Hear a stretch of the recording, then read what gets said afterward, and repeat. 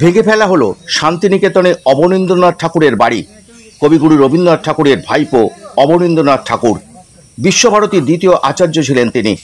অবনীন্দ্রনাথ ঠাকুর এই বাড়িতে দীর্ঘদিন ধরে বাস করেছেন। এই বাড়ি হঠাৎ করে ভেঙে ফেলা হলো। অবনীন্দ্রনাথ ঠাকুরের নাম অনুযায়ী এই জায়গার নাম হয়েছিল অবনীপল্লী।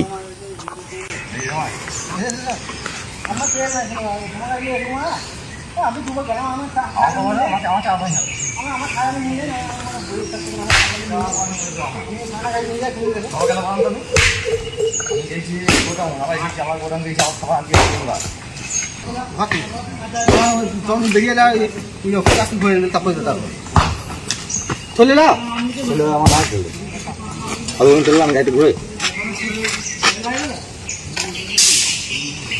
মুখ ঘুরে দিকে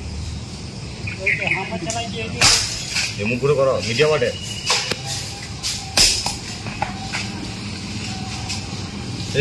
দেখলে দেখলে দেখলে কি করছো আমার ছেলেটা আমার ছেলে খাইতে বলে না